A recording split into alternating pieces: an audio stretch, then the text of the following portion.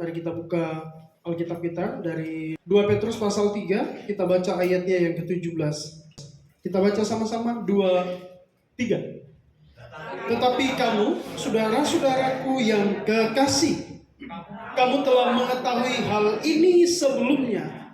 Karena itu waspadalah, supaya kamu jangan terseret ke dalam kesesatan orang-orang yang tak mengenal hukum, dan jangan kehilangan peganganmu yang teguh. Bapak Ibu Saudara, firman Tuhan pagi hari ini saya beri judul waspada sampai akhir. Waspada sampai akhir. Sampai kapan? Akhir, sampai selama-lamanya, sampai kita selesai hidupnya. Sering sekali kita dengar kata ini ya. Waspada, berjaga-jaga, hati-hati. Kita mau pergi kemana, orang tua pesan hati-hati ya. Hati-hati ale. Artinya kita harus menjaga diri, mawas diri supaya berhati-hati kalau kita pergi ke tempat satu tujuan. Artinya sepanjang perjalanan itu kita harus mawas diri, berhikmat, bijaksana saat berkendara. Karena berkendara hari-hari ini Bapak Ibu Saudara banyak orang tanda kutip gila di jalanan. Melanggar aturan banyak. Melawan aturan banyak. Bahkan ada orang yang sudah salah saja tidak mau merasa bersalah gitu. Banyak. Marah-marah.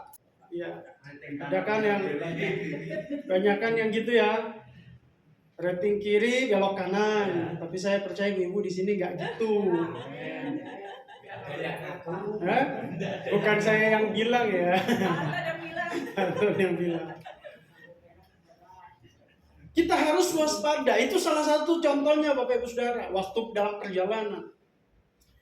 Nah ayat ini Bapak Ibu Saudara dituliskan oleh Petrus kepada jemaat yang ada di daerah atau wilayah Asia Kecil.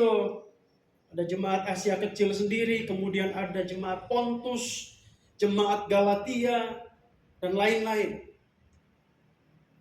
Nah, jemaat-jemaat ini Bapak Ibu Saudara sedang menghadapi bahaya atau tantangan iman. Bahaya atau tantangan iman yang menggerogoti, menghambat perkembangan iman mereka, dan tidak hanya menghambat tetapi tantangan itu atau hambatan itu bisa saja atau berpotensi untuk membuat orang-orang percaya atau jemaat di Asia Kecil ini, wilayah Asia Kecil ini untuk bisa meninggalkan keyakinan mereka. Ada tantangan yang begitu besar bagi iman mereka. Kalau kita baca Bapak Ibu Saudara kitab 2 Petrus itu secara keseluruhan, khususnya pasal 3, maka kita akan menemukan ada banyak sekali tantangan yang kita temukan di dalam kitab ini. Yang pertama adalah adanya orang-orang yang meragukan kedatangan Yesus Kristus yang kedua. Mereka meragukan. Meragukan itu artinya antara percaya dan tidak percaya. Kalau ditanya kamu percaya nggak Yesus akan datang lagi? Percaya sih tapi ragu-ragu. Nah Bapak Ibu Saudara, iman itu sangat bertentangan dengan ragu-ragu. Kalau ragu-ragu itu bukan iman.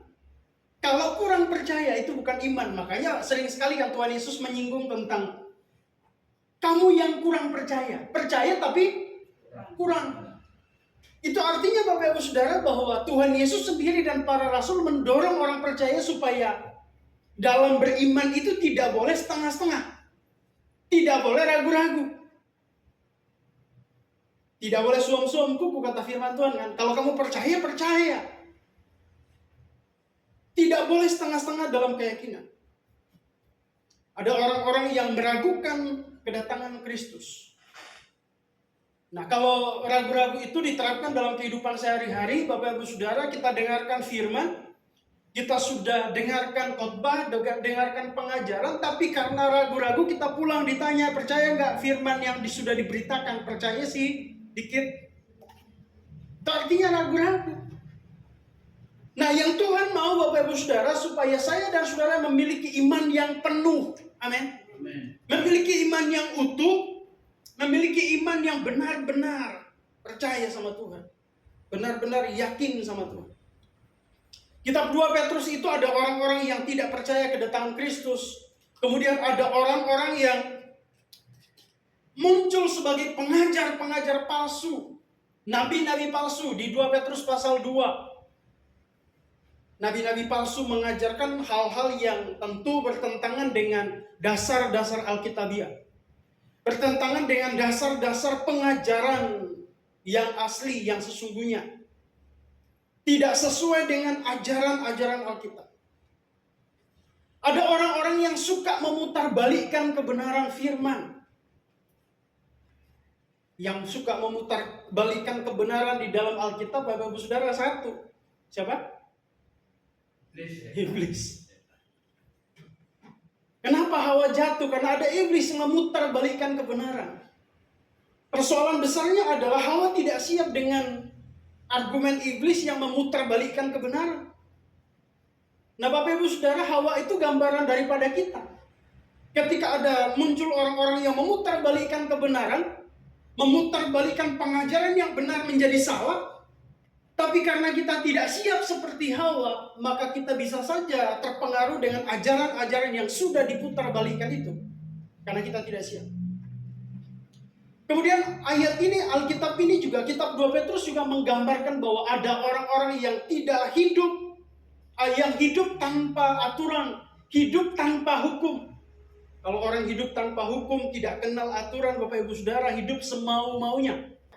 Kita harus benar-benar menyadari bahwa sebenarnya kita sama saja dengan jemaat-jemaat 2000 tahun yang lalu yang ada di Galatia, yang ada di Pontus, yang ada di Asia Kecil, yang menghadapi tantangan yang sedemikian rupa. Apakah hari-hari ini, apakah konteks gereja masa kini di abad 21 ini tidak ada nabi palsu? Banyak. Ajaran-ajaran yang aneh-aneh itu muncul hari-hari ini banyak sekali. Shin Cheong-ji di Korea, oh itu pengikutnya banyak sekali, Bapak Ibu Saudara. Di Indonesia pengikutnya sudah banyak sekali. Saksi Yehova sudah lama dan terus berkembang sampai hari ini. Di Indonesia banyak, bahkan saya dengar-dengar katanya di Pati sudah ada. Gereja Tuhan yang Maha Kuasa dari China punya website yang luar biasa, Bapak Ibu Saudara. Ada komunitas online hari-hari ini yang saya tidak tahu mereka basisnya apa, tapi namanya komunitas online. Sama seperti yang mereka lakukan, sama seperti yang kita lakukan. Pujian, penyembahan, pendalaman Alkitab. Tapi komunitas ini khusus bahas kitab Wahyu. Yang dibahas tuh naga di dalam Alkitab. Kitab Wahyu.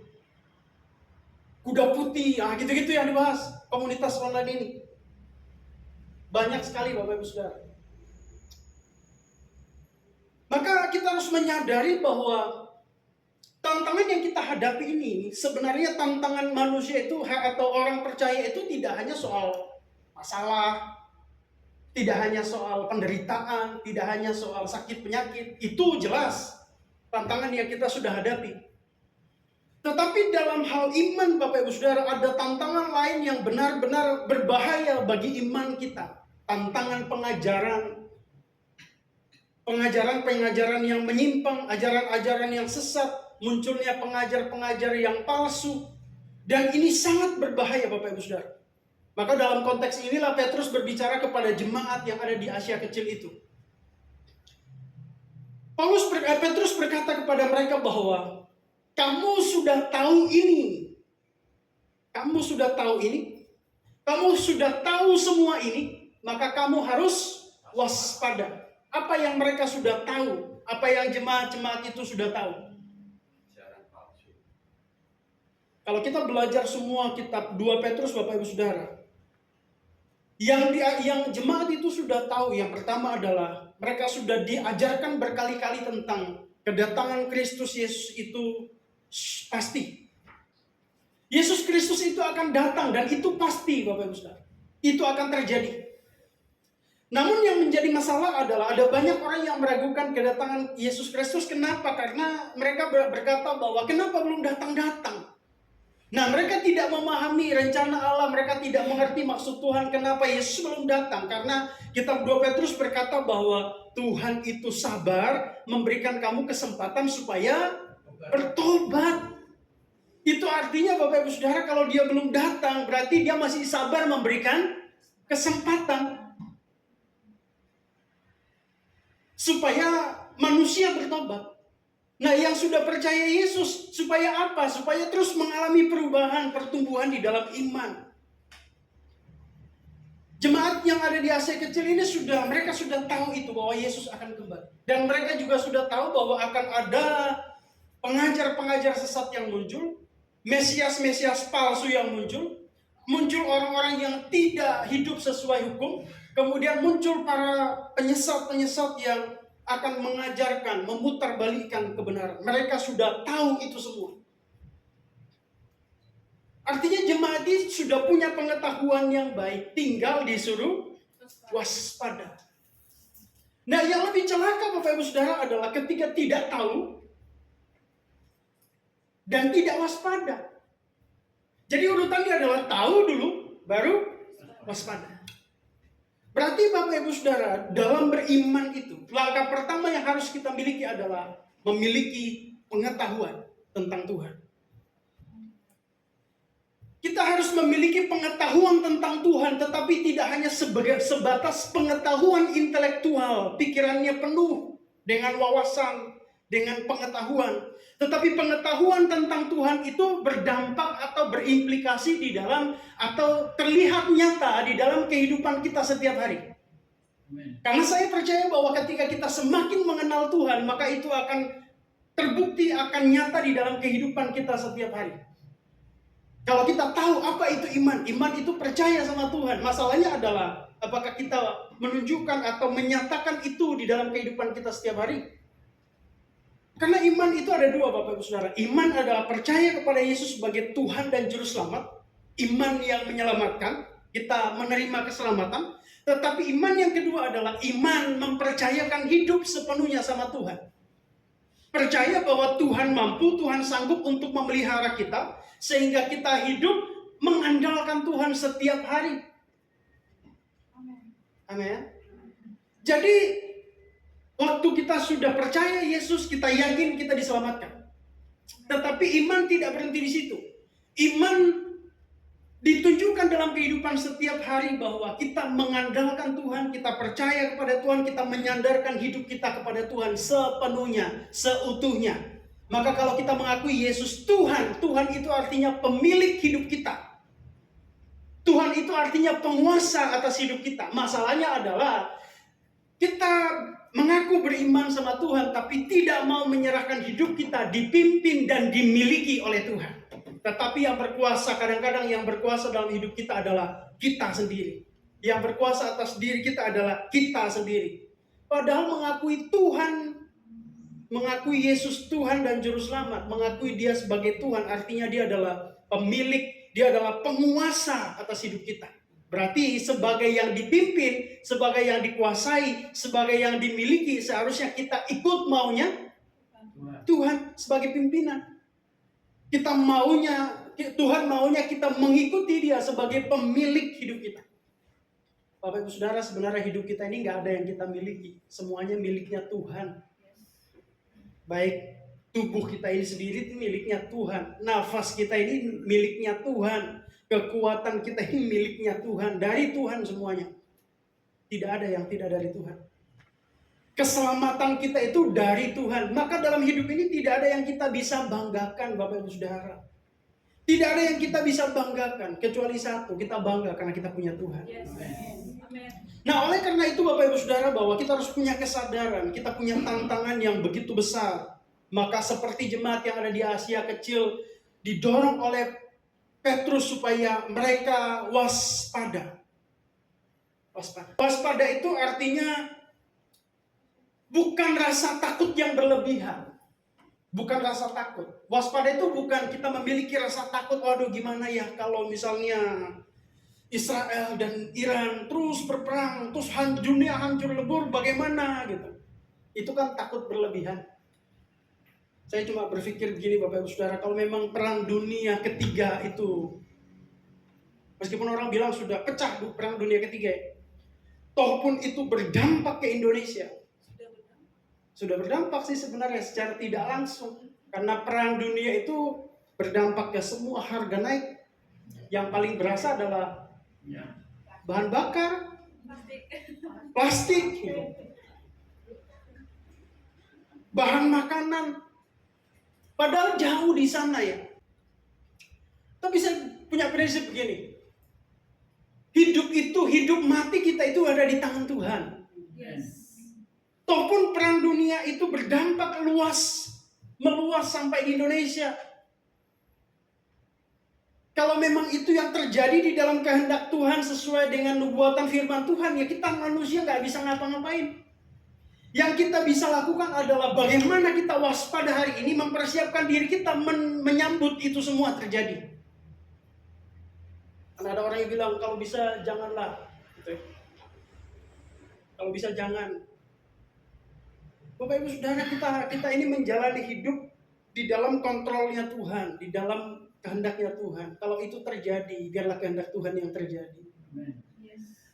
Yang kita perlu lakukan sekarang adalah seperti nasihat Petrus ini kepada jemaat, supaya kita waspada tapi bukan takut berlebihan. Setuju ya? Karena khawatir, takut berlebihan itu kata firman Tuhan tidak akan pernah menambah satu hasta daripada hidup kita. Kalau kita khawatir mengkhawatirkan hidup kita nambah 1 tahun. Kalau begitu ya khawatir terus supaya hidup kita nambah 1 tahun. Tapi firman Tuhan bilang tidak akan pernah menambah perjalanan hidup kita. Tidak ada faedahnya. Maka yang penting sekarang kita lakukan adalah bukan rasa takut, tapi bagaimana kita hidup dalam iman, dalam penyerahan diri sama Tuhan. Amen. Waspada itu bukan rasa takut, sebaliknya adalah sikap berjaga secara rohani, Bapak Ibu Saudara. Jadi sikap berjaga secara rohani, waspada itu artinya mawas diri secara rohani. Karena ada ancaman yang benar-benar akan terjadi bagi iman saya dan saudara. Ada ancaman yang begitu besar. Ancamannya bukan perang dunia, ancamannya bukan kelaparan, ancamannya bukan krisis ekonomi lagi, bukan. Tetapi ancaman bagi iman kita tidak hanya masalah-masalah itu saja. Tetapi ada hal-hal yang lebih penting. Pengajaran-pengajaran yang menyimpang, yang membuat saya dan saudara menyimpang dari iman. Bukan berarti bahwa kita tidak peduli dengan kenyataan, tidak peduli dengan keadaan yang terjadi. Tentu namanya manusia pasti terpikir ya Bapak Ibu Saudara ya. Tetapi yang paling penting adalah bagaimana kita menjalani hidup bersandar sama Tuhan. Apa yang kita bisa lakukan, kita lakukan. Tetapi bukan rasa takut yang berlebihan. Maka yang kita perlu lakukan dalam kewaspadaan ini adalah berjaga di dalam ajaran yang benar. Amin. Berjaga di dalam pengajaran yang benar. Makanya saya himbau Bapak Ibu Saudara, mungkin saudara suka mendengar pengajaran, suka mendengar khotbah lewat media, tidak salah. Tetapi saudara harus selektif, pintar-pintar memilih pengajaran mana yang benar. Karena kadang-kadang saya miris melihat pengajaran hari ini, Bapak Ibu Saudara, saya melihat bagaimana perkembangan media hari ini. Yang terjadi adalah para apologetika. Para apologetika itu artinya pembela iman, mengaku pembela iman, Kristen, Reform, Protestan, kemudian ada yang berdiri dari sisi karismatik, ada yang berdiri dari sisi Katolik, Katolik menyerang Protestan, Protestan menyerang Katolik, Reform menyerang Pantekosta, karismatik menyerang. Itu yang terjadi. Belum lagi perdebatan antara Kristen dan Islam. Media kita hari ini Bapak Ibu Saudara di YouTube kita disuguhi dengan perdebatan-perdebatan seperti itu.